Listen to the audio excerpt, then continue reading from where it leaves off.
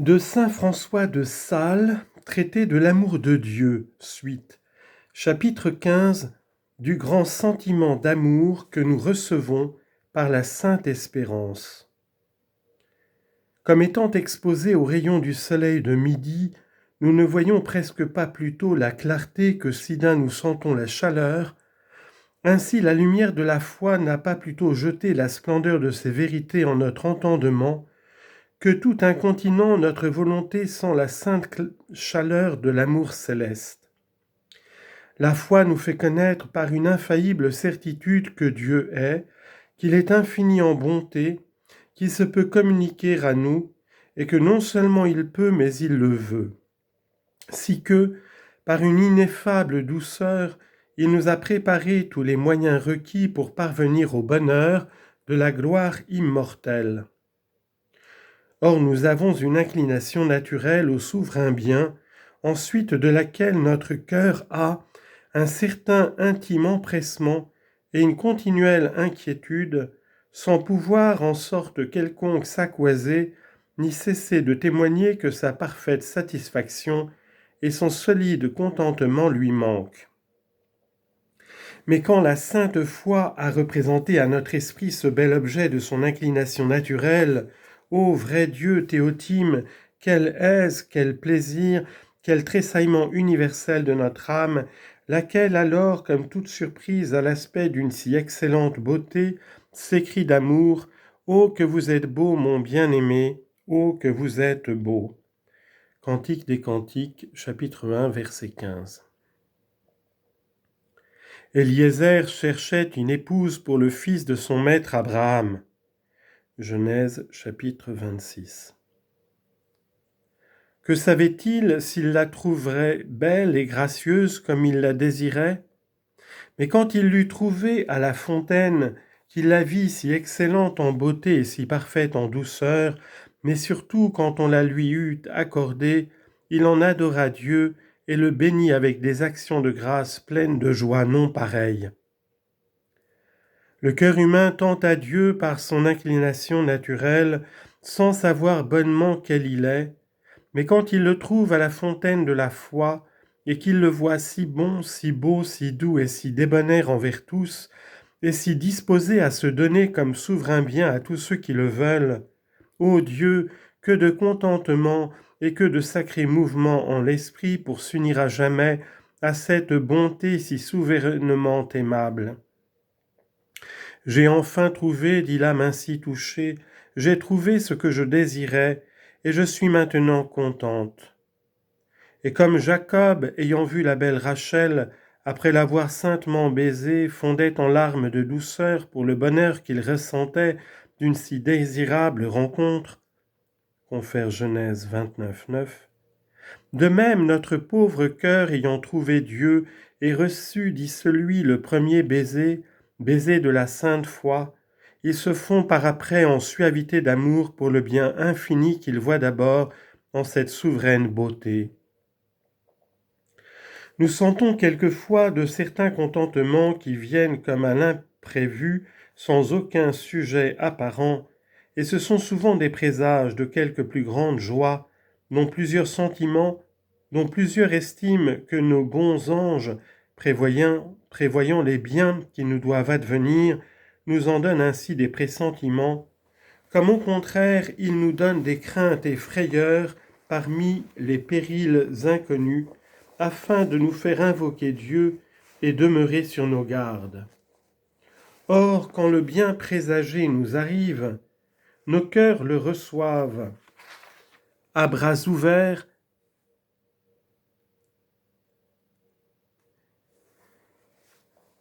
et devant l'aise qu'ils avaient eue sans en savoir la cause, ils connaissent seulement alors que c'était comme un avant-coureur du bonheur advenu.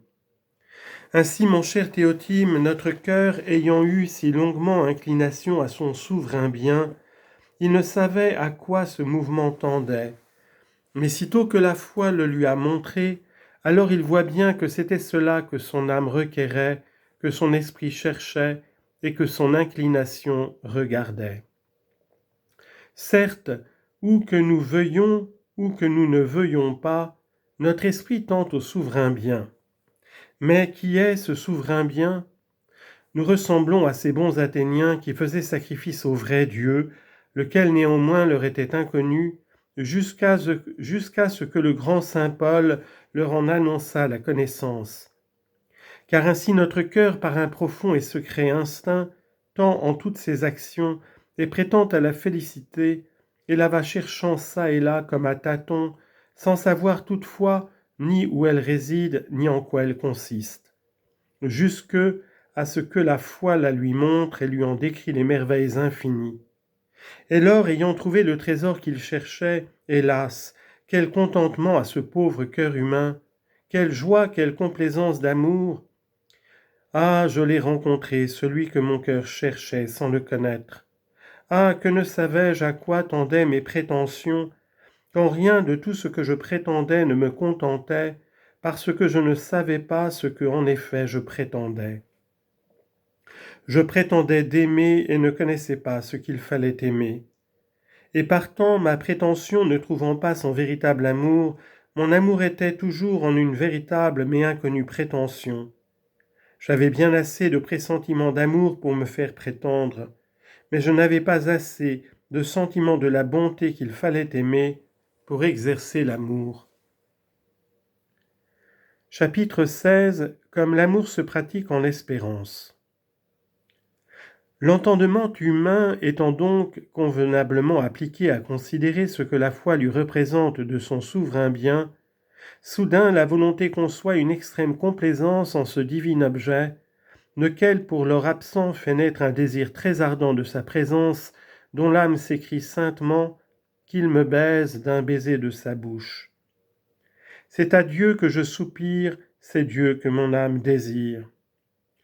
Et comme l'oiseau auquel le fauconnier ôte le chaperon, ayant la proue en vue, s'élance soudain au vol, et s'il est retenu par les longes, se débat sur le point avec une ardeur extrême, de même la foi nous ayant ôté le voile de l'ignorance et fait voir notre souverain bien, lequel néanmoins nous ne pouvons encore posséder, retenu par la condition de cette vie mortelle, hélas Théotime, nous le désirons alors de sorte que, les cerfs longtemps pourchassés, fuyant pantois et lassés, si fort les eaux ne désirent que nos cœurs d'ennui pressés, Seigneur, après toi soupirent, nos âmes en languissant, d'un désir toujours croissant, crient, hélas, quand sera-ce, ô Seigneur Dieu Tout-Puissant, que nos yeux verront ta face.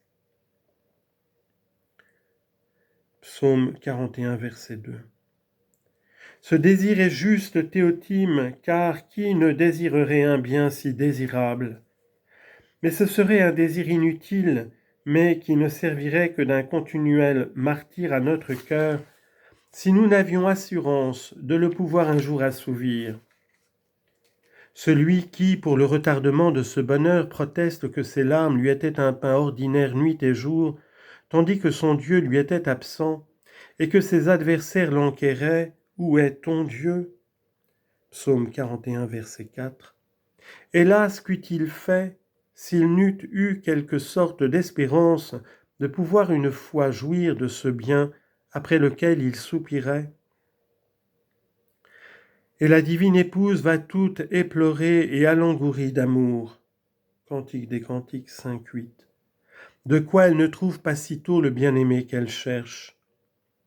L'amour du bien-aimé avait créé en elle le désir avait fait naître l'ardeur du pourchat, et cette ardeur lui causait la langueur, qui eût anéanti et consumé son pauvre cœur, si elle n'eût eu quelque espérance de rencontrer enfin ce qu'elle pourchassait. Ainsi donc, afin que l'inquiétude et la douloureuse langueur que les efforts de l'amour désirant causeraient en nos esprits ne nous portât à quelque défaillance de courage et ne nous réduisit au désespoir, le même bien souverain qui nous incite à le désirer si fortement nous assure aussi que nous le pourrons obtenir fort aisément, par 1000 et 1000 promesses qu'il nous en a faites en sa parole et par ses inspirations, pourvu que nous veuillions employer les moyens qu'il nous a préparés et qu'il nous offre pour cela.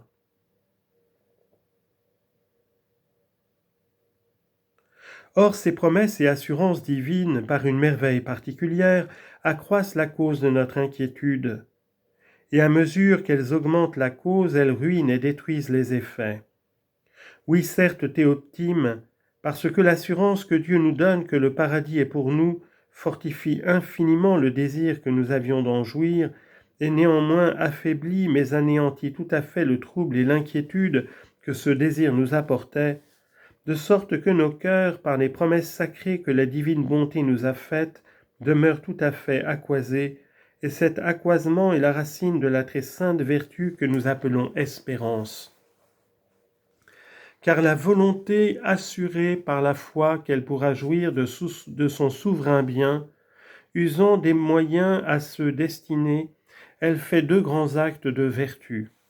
Par l'un, elle attend de Dieu la jouissance de sa souveraine bonté, et par l'autre, elle aspire à cette sainte jouissance. Et de vrai, Théotime, entre espérer et aspirer, il y a seulement cette différence, que nous espérons les choses que nous attendons par le moyen d'autrui, et nous aspirons aux choses que nous prétendons par nos propres moyens de nous-mêmes. Et d'autant que nous parvenons à la jouissance de notre souverain bien qui est Dieu, premièrement et principalement par sa faveur, grâce et miséricorde, et que néanmoins cette même miséricorde veut que nous coopérions à sa faveur, contribuant la faiblesse de notre consentement à la force de sa grâce. Partant, notre espérance est aucunement mêlée d'aspirement, si que nous n'espérons pas tout à fait sans aspirer, et n'aspirons jamais sans tout à fait espérer, en quoi l'espérance tient toujours le rang principal, comme fondée sur la grâce divine, sans laquelle, tout ainsi que nous ne pouvons pas seulement penser à notre souverain bien selon qu'il convient pour y parvenir, aussi ne pouvons-nous jamais sans icelle y aspirer comme il faut pour l'obtenir. L'aspirement est donc un rejeton de l'espérance, comme notre coopération l'est de la grâce, et tout ainsi que ceux qui veulent espérer sans aspirer seront rejetés comme couards et négligents, de même ceux qui veulent aspirer sans espérer sont téméraires, insolents et présomptueux. Et quand l'espérance est suivie de l'aspirement, et que, espérant, nous aspirons, et aspirant, nous espérons, alors, cher Théotime, l'espérance se convertit en un courageux dessein par l'aspirement, et l'aspirement se convertit en une humble prétention par l'espérance, espérant et aspirant selon ce que Dieu nous inspire. Mais cependant, et l'un et l'autre se fait par cet amour désirant, qui tend à notre souverain bien, lequel, à mesure qu'il est plus assurément espéré, est aussi toujours plus aimé, mais l'espérance n'est autre chose que l'amoureuse complaisance que nous avons en l'attente et prétention de notre souverain bien. Tout y est d'amour, Théotime. Soudain que la foi m'a montré mon souverain bien, je l'ai aimé, et parce qu'il m'était absent, je l'ai désiré, et d'autant que j'ai su qu'il se voulait donner à moi, je l'ai de rechef plus ardemment aimé et désiré, car aussi sa bonté est d'autant plus aimable et désirable qu'elle est plus disposée à se communiquer. Or, par ce progrès, l'amour a converti son désir en espérance, prétention et attente, si que l'espérance est un amour attendant et prétendant, et parce que le bien souverain que l'espérance attend, c'est Dieu, et qu'elle ne l'attend aussi que de Dieu même, auquel et par lequel elle espère y aspire, cette sainte vertu d'espérance aboutissant de toutes parts à Dieu est par conséquent une vertu divine ou théologique.